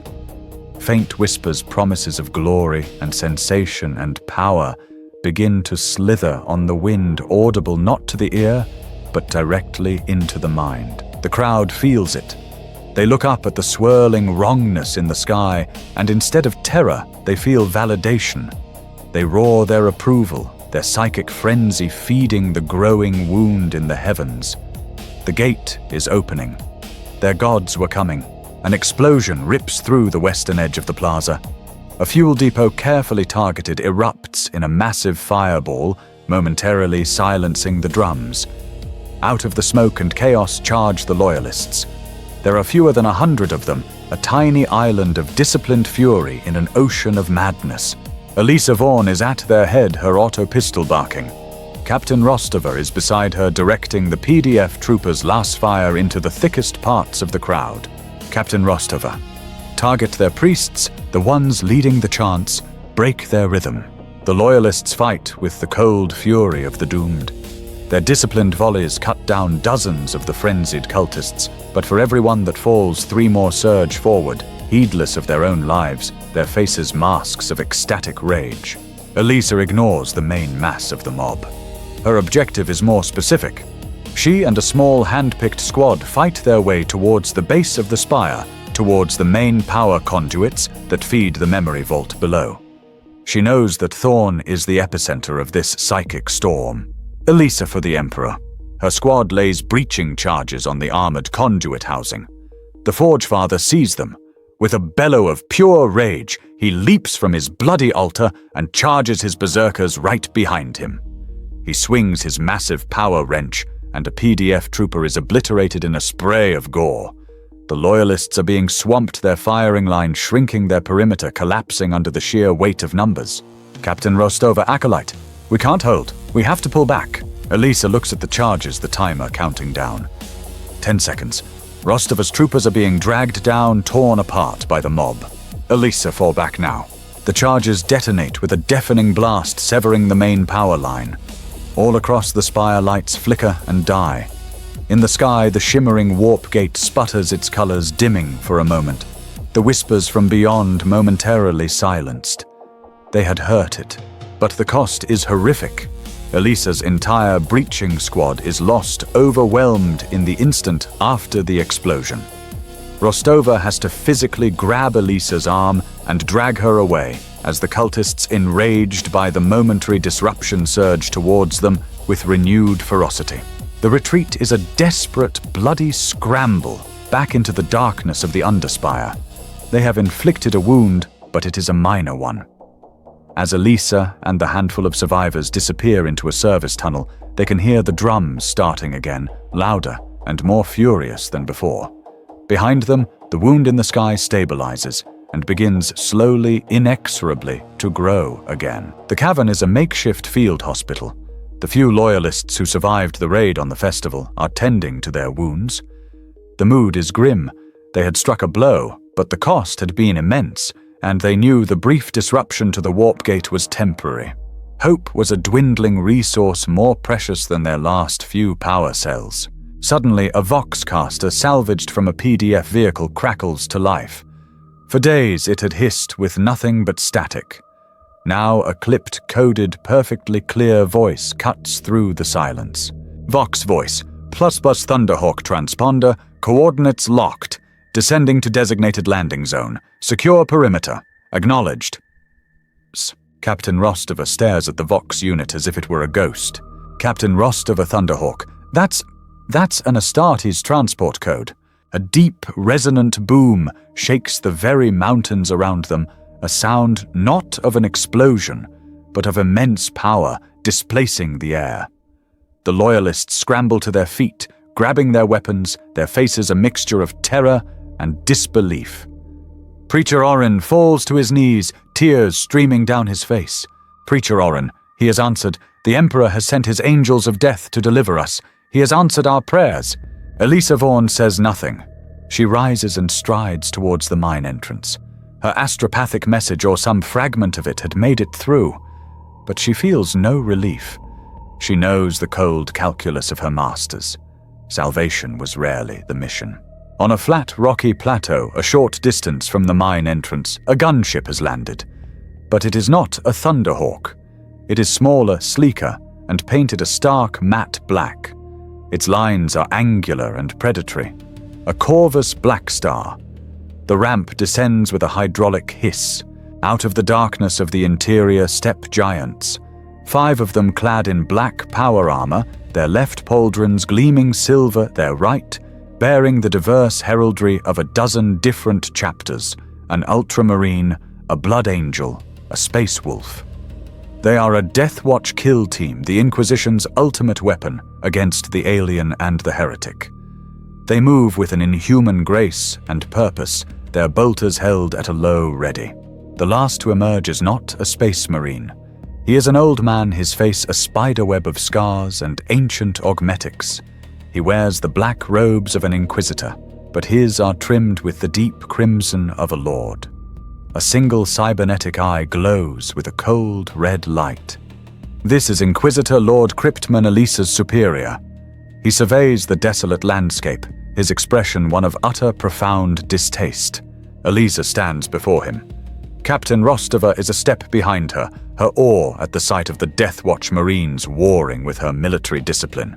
Cryptman's gaze passes over Rostova as if she were a piece of scenery.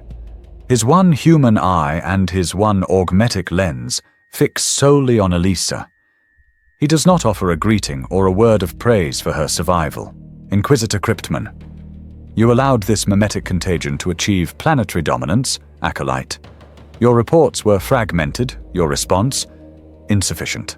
Elisa, my lord, the governor obstructed me. The Mechanicus Magos was the source. I gathered what loyalists I could. Inquisitor Cryptman, you gathered a militia, a statistically irrelevant pocket of resistance.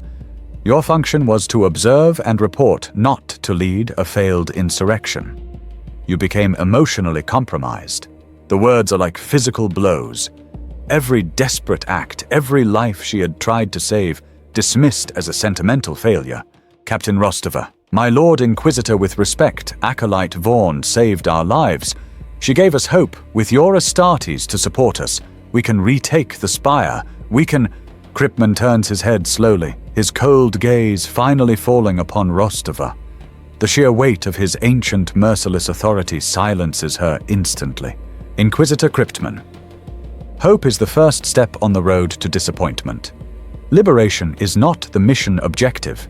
You cannot liberate a body riddled with cancer. You excise the tumor. This world is a tumor. He turns back to Elisa. Inquisitor Cryptman, your fragmented data was sufficient. In one regard, it identified the source of the tech heresy. The pre-Imperial artifact beneath the capital. The mission of Kill Team Hyperion is twofold. Primary objective: secure the artifact and all data pertaining to it. If it cannot be secured, it is to be destroyed. Secondary objective: terminate the heretic Magos Aris Thorn. Elisa and the people. My people. The loyalists. A flicker of something that might have been surprise crosses Cryptman's face. It is the look of a master artisan surprised that his tool is speaking. Inquisitor Cryptman, the population is a lost asset. They are contaminated beyond recovery. They are strategically irrelevant. The mission is not a rescue acolyte. It is a surgical cleansing. We are here to retrieve a piece of lost property and burn the rest of the house down. He steps past her, his black robe sweeping over the dusty ground. He looks at Rostova's ragged band of soldiers. Inquisitor Cryptman, your resistance, however, may yet serve a purpose. A diversion. A useful distraction. Prepare your soldiers, Acolyte. You will have a role to play in this cleansing after all. He walks towards the mine, the Death Watch Marines forming a silent, menacing honor guard around him. Elisa is left standing in the cold night air, the terrible truth of her situation crashing down upon her. The Imperium had not come to save Viridia Primus. It had come to bury it. The cavern has been converted into an armory and a briefing room. The Death Watch Marines stand immobile as statues, their presence dominating the space. Their sergeant, a grim-faced ultramarine named Octavian, silently field strips and reassembles his bolter with a speed and precision that is utterly hypnotic. Inquisitor Cryptman stands before a holographic map of the capital spire, projected from a device on his wrist. The blue light casts his scarred face in a ghastly pallor. Elisa and Captain Rostova stand before him. Inquisitor Cryptman, the enemy's strength is their fanaticism. Their weakness is their lack of discipline. They are a mob, not an army. They are concentrated here around the plaza, feeding the nascent warp rift with their psychic effluvia. A frontal assault would be a tactical folly. Therefore, we will not engage them on their terms. He points a gleaming metal finger at the map. Inquisitor Cryptman Kill Team Hyperion will execute a deep strike via the Black Star, inserting directly here at the coordinates of the memory vault. Their mission is surgical infiltrate, locate Thorn, secure the archaeotech, and extract. They will be the scalpel. He then gestures to a different part of the map. A series of fortified barricades and weapon emplacements the cults have erected, at the main causeway leading into the capital. Inquisitor Cryptman, your Force Acolyte will be the hammer. You will launch a full-scale diversionary assault on this primary access point. Your attack must be loud, aggressive, and sustained. You will draw the bulk of the enemy forces towards your position, creating the window of opportunity for the kill team's infiltration. Rostova stars at the map, her face tightening. It's a suicide mission. A head-on charge against an entrenched enemy 10 times their number. Captain Rostova, my lord, my soldiers have courage, but we lack the numbers and heavy weapons for such an assault. We'll be slaughtered.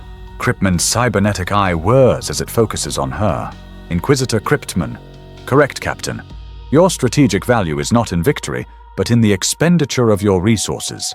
Every moment the cultists spend killing your soldiers is a moment they are not defending their blasphemous sanctum. Your purpose is to die loudly. The cold, brutal honesty of the statement hangs in the air. Elisa looks at the faces of the PDF troopers nearby. They have heard. They know what is being asked of them, but there is no mutiny in their eyes, only a grim, fatalistic acceptance. They would die, but they would die as soldiers of the Imperium, not as heretics. Elisa, we understand the objective, my lord. The hammer will fall. Cryptman gives a curt nod, his part in the conversation finished. He turns to the Death Watch sergeant. Inquisitor Cryptman, Sergeant Octavian, prepare your men. Mission launch in 20 minutes. Suffer no heretic to live. The final battle for Viridia Primus begins not with a heroic charge, but with a desperate grinding assault. Elisa and Rostova lead their small force across the open ground towards the main barricades. The air is filled with the shriek of incoming fire and the snap hiss of las blasts. Explosions tear through their ranks. It is a slaughter, but they do not break. They advance, firing, taking cover behind the burning wrecks of their own transport vehicles. They are drawing the attention of the city, and the price is paid in blood for every yard gained. High above the battle, the Corvus Black Star screams through the sky like a black razor. Its engines cloaked its hull, almost invisible against the dark clouds. It ignores the battle below, completely banking sharply towards the shimmering distortion in the air above the spire.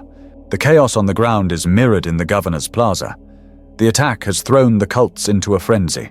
For the warriors of Mars, it is a glorious battle, a sacrament of blood. They surge towards the causeway to meet the loyalists head-on, eager for the slaughter. But Sylvana and her followers see the attack not as a battle, but as an interruption to their grand festival. They refuse to move, continuing their debauched rituals, their shrieks of pleasure now mixing with the sounds of war. Valerius and the cult of Jupiter see something else entirely, a betrayal. They believe the attack is a plot by the Mars cult to seize power while they are distracted. Tzeentchian paranoia blooms. They pull their forces back, not to defend the city, but to secure their own power base within the spire, barricading the approaches to the memory vault against their supposed allies. The grand coalition of heresy shatters in an instant. While Elisa's forces battle the Mars cult at the gates, a vicious secondary conflict erupts in the plaza as the followers of Jupiter and Aphrodite turn on each other. The battle for Viridia is no longer a simple war of loyalist versus heretic. It has become a three-sided vortex of annihilation, a symphony of slaughter, where every faction is at war with every other, all under the silent, watchful gaze of the opening wound in the sky. And into the heart of this madness, unnoticed, the scalpel of the Inquisition descends. The heart of the heresy is a maelstrom of raw, psychic power. The air crackles with unnatural energy, and the chrome walls of the memory vault seem to sweat a black, oily residue. The central holographic projector is no longer displaying images. It is a solid, roaring column of impossible light, a direct conduit to the roiling warp rift in the sky above. Whispers and screams in a long-dead language echo from the vortex, promising power, promising pain, promising everything. Magos Aris Thorn stands before this pillar of madness, his arms outstretched as if to embrace it. His mechadendrites are plugged directly into the console, his body convulsing as raw Empyrean energy courses through his systems. He is no longer a scientist or a priest. He is an antenna, a living amplifier for the symphony of damnation he has composed. Around him, the last of Valerius's Jupiter cultists stagger in confusion, driven mad by the psychic onslaught. Some claw at their own eyes, others fire their weapons at phantom shapes in the swirling chaos. Into this insanity stumbles Kalen. He is no warrior, and his path through the spire has been one of pure, desperate will. His clothes are torn, his face is bleeding from a dozen cuts, but his eyes are clear, burning with a terrible newfound purpose. He shoves aside a gibbering cultist, his gaze locked on the two figures at the center of the storm, the mad priest and the demon he is summoning. Kalen Thorn. The Magos turns his head a slow, unnatural movement. His green lenses are no longer glowing with cold logic, but with the swirling, chaotic light of the vortex. A triumphant, synthesized laugh rattles from his vocabulator. Magos Thorn the Prophet, you have come to witness the final synchronicity, the glorious moment of fusion when the veil is torn away, and this reality is blessed with the unfiltered truth of the gods. Kalen, you have damned us all for a theory for a set of equations. Magos Thorn, not a theory, a sacrament. This world will be the first of a new Imperium, a humanity that embraces its own nature instead of fearing it, and you, my eloquent little tool, you helped make it all possible. The vortex above them flares violently. Within the shrieking column of light, a form is beginning to take shape, a thing of too many joints, a face, with 100 screaming mouths, a being of pure malevolence coalescing into physical form. A wall section near the entrance explodes inward in a shower of metal shards. Through the breach step the Death Watch. They are methodical death. Bolter rounds fired in controlled, deafening bursts detonate with righteous fury. The mad Jupiter cultists are torn apart, their bodies vaporizing in sprays of blood and viscera. The Astartes advance into the room, an unstoppable black tide, their silver pauldrons gleaming in the hellish light. Sergeant Octavian takes in the scene, with a single glance identifies Magos Thorn as the primary target, and raises his bolter. The Death Watch's assault is a distraction Thorn had not calculated. He screams in rage as his honor guard is annihilated, forced to divert some of his concentration from the ritual to defend himself. A crackling energy shield of pure warp power erupts around him, deflecting the first volley of bolter rounds. In that instant of chaos, Kalen sees his path. He knows he cannot defeat Thorn. He knows the black-armored angels are not here to save anyone, only to purge. He looks at the forming entity, at the mad Magos, and at the Astartes, and he understands that the only victory left is to burn the entire board. He ignores the combat and sprints not towards Thorn, but towards an auxiliary console set into the curved wall. It is an older panel marked with stark angular glyphs of warning from the dark age of technology, a universal language of final contingency protocols. He has seen it before on the data slates. Reactor purge system. Thorn sees him. He understands Kalen's intent and shrieks a sound of pure electronic fury. He detaches a thick cable from the main console, and it whips through the air like a striking serpent aimed at Kalen's back. But the serpent never strikes. A perfectly aimed shot from the Space Wolf Marine's bolter severs the cable mid-air. The Death Watch are not trying to save Kalen. They are simply eliminating threats, and the lashing cable was a threat. That single second is all Kalen needs. He slams his bloody palm down onto the activation panel. For a moment, nothing happens. Then a klaxon blares a sound so ancient and piercing it cuts through the psychic din. A red light bathes the entire chamber. On the console before Kalen, a single glyph ignites a stylized image of a star collapsing in on itself. Kalen turns his face calm, almost serene. He looks at the horrified Magos, at the coalescing warp entity that is now sputtering and dissolving as its anchor point destabilizes, and at the implacable, black-armored Astartes. Kalen, the gods of Terra, also knew of sacrifice. Sergeant Octavian's vox crackles. Octavian massive energy spike kill team withdraws. The Death Watch Marines are already moving, retreating back through the breach with disciplined speed. Thorn screams a final drawn-out cry of denial, raising his hands as if to hold the very walls together through force of will. The last thing Kalen sees is a flash of pure white plasma energy erupting from the central projector.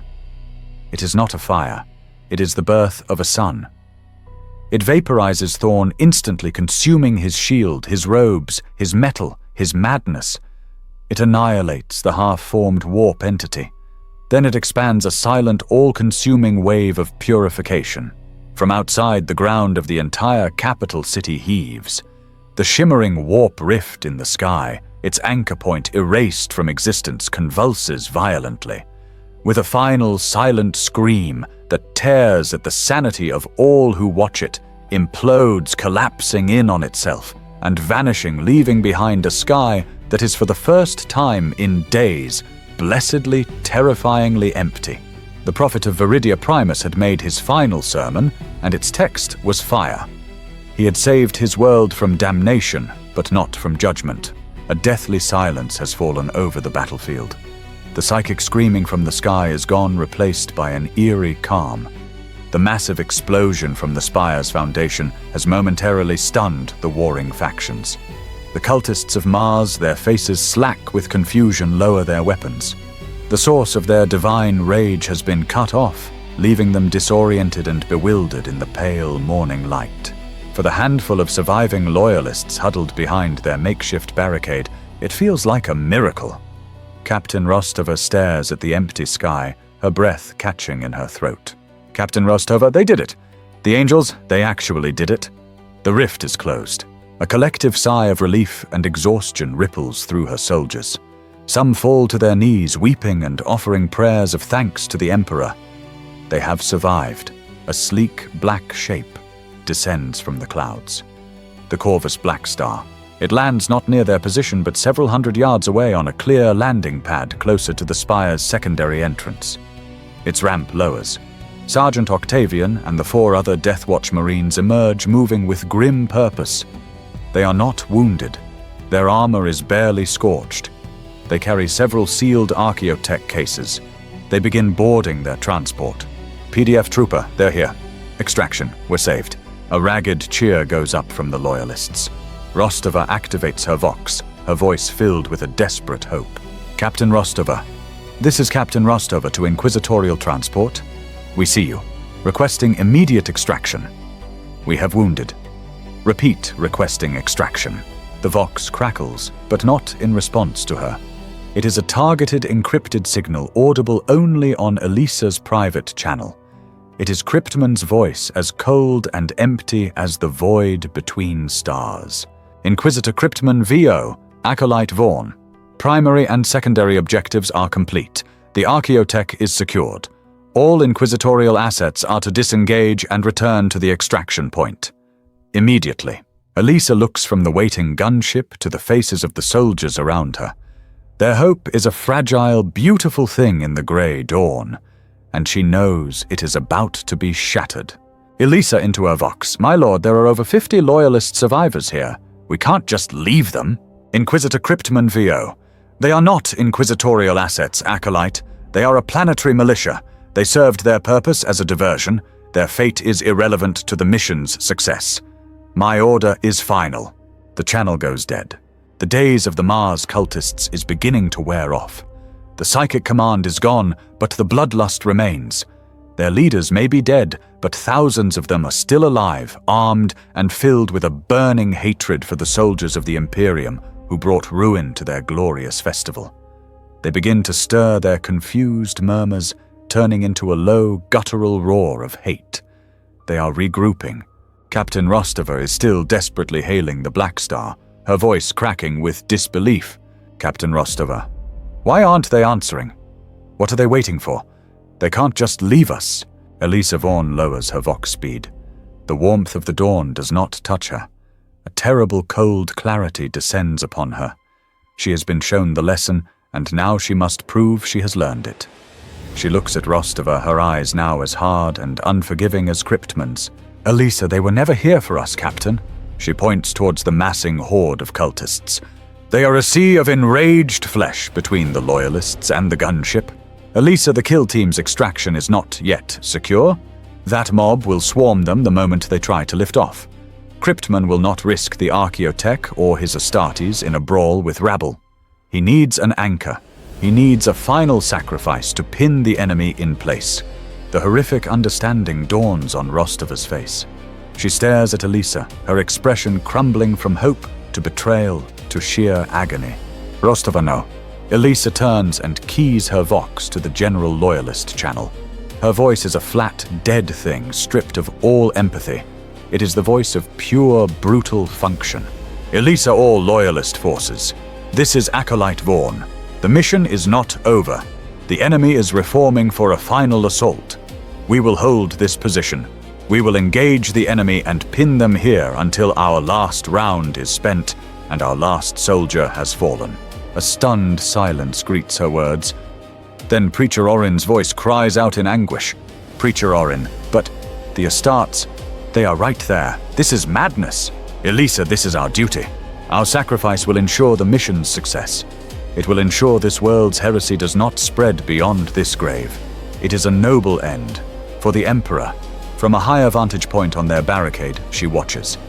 Captain Rostova stands frozen for a long second, tears carving clean paths through the grime on her face. Then the soldier in her takes over. Her face hardens into a mask of tragic resolve. She turns to her remaining troops and draws her chainsword. Rostova, you heard the order for Viridia for the Emperor. Make the bastards pay for every inch. With a final desperate war cry, the last loyalists of Viridia Primus charge forward not to win, but to die. They slam into the front ranks of the cultist horde in a final glorious and utterly hopeless explosion of violence. From her perch, Elisa watches the Black Star's ramp close. She watches its engines flare to life. She watches it lift gracefully into the morning sky, untroubled and unopposed. Below, she can see the loyalist line break, swamped by sheer numbers. She watches the people who called her a saint, who had placed their faith in her, being torn to pieces. She feels nothing. No grief, no remorse. Only the cold, clean certainty of a difficult equation solved. She has completed her function. The gunship circles once, and a transport ring lowers for her, a solitary beam of light. As she is lifted away from the carnage, she does not look down. She looks up towards the ship, towards her future. The chamber is a void of polished black metal and cold, recessed lighting. A single vast viewport of armored crystal dominates one wall, looking out upon the mottled green and brown sphere of Viridia Primus. There is no triumphant starburst of a world dying in fire. The judgment of the Imperium is colder, quieter, and infinitely more methodical. Elisa Vaughn stands before the viewport. She is clean now, her torn sin-skin suit replaced by a fresh, unadorned black uniform. Her hair is pulled back with severe precision. She is a statue of perfect composure, watching the fate of the world she has condemned. Below, the planet is swarming, not with armies but with the grim machinery of the Purge. Thousands of bulk landers' ugly, functional craft shuttle between the surface and a fleet of massive, featureless prison barges that have appeared in high orbit. They are harvesting the population. From this distance, the process is silent and orderly, a neat, efficient tidying up of a failed experiment. The sound of slow, measured footsteps on the deck plating announces the arrival of Inquisitor Lord Cryptman. He comes to a stop beside her, his gaze also fixed on the planet below. Inquisitor Cryptman. Exterminatus is a blunt instrument, a tool for when a world's very matter is corrupted. It is wasteful. This planet's soil is still fertile. Its infrastructure, though damaged, is salvageable. Its greatest resource, its population, can still be repurposed. He gestures almost casually towards the prison barges. Inquisitor Cryptman. The process is simple. The healthy and strong will have their minds wiped. Their bodies will serve the Imperium as servitors on forge worlds that have never heard of Viridia. The most defiant will be given the Emperor's mercy in the penal legions. The rest, the old, the weak, the irredeemably tainted, will be granted a simple, quiet end. In a few decades, the world will be scoured clean. In a few centuries, new colonists will arrive, until the soil and this planet's history will be nothing more than a sealed archive in an inquisitorial vault, order is restored. Elisa does not turn. Her gaze remains fixed on the silent ballet of ships below. Elisa, I understand. Cryptman looks at her profile, his one human eye and one augmetic lens studying her with the detached curiosity of a scientist examining a specimen. Inquisitor Cryptman. On the surface, you made a difficult choice, Acolyte. You sacrificed your soldiers to ensure the success of the mission. You weighed their lives against the value of the archaeotech and the sanctity of the kill team. A soldier would have died with their comrades. A sentimentalist would have tried to save them and failed, compromising everything. You did neither. He produces a small grey box. He opens it. Inside, resting on a bed of black velvet, is an inquisitorial rosette. It is similar to the one she wears, but crafted from bone and silver with a single tiny ruby at its center. The mark of an interrogator. Inquisitor Cryptman, you made the choice a true inquisitor would make. You used a resource until it was spent, and then you discarded it. You sacrificed your own humanity to safeguard mankind. You have learned the most important lesson of our order. He holds the box out to her. Inquisitor Cryptman, your service as an acolyte is concluded. You are now Interrogator Vaughn. Your name has been added to the registry of the Ordo Hereticus. Your next assignment on the shrine world of St. Pella is already being compiled. Elisa finally turns. She looks at the box, at the symbol of her promotion. There is no pride in her eyes, no joy, no horror. There is nothing. She takes the box and closes it with a soft click. The girl who arrived on Viridia Primus, so certain of the Imperium's perfect order, is gone. She was a casualty of the war, another loyal soldier left dead on the field, sacrificed by the woman who now stood in her place. Elisa, I will be ready, my lord. Cryptman gives a single, almost imperceptible nod of approval.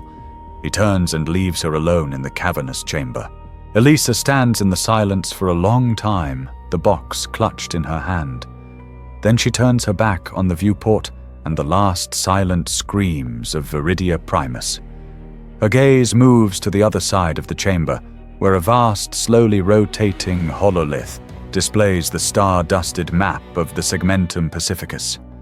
Thousands of stars, thousands of worlds, each one a potential failure, a potential heresy, a potential pyre. Her eyes, empty but focused, trace the route to St. Pella. She is no longer a person. She is an instrument, a perfect, terrible, and utterly broken weapon forged in the fires of a forgotten faith and tempered in the blood of the innocent. The ancient, forgotten heritage of Terra, its gods, its myths, its dreams, was buried once more deep beneath a new layer of ash, silence, and the cold, unblinking gaze of the Inquisition.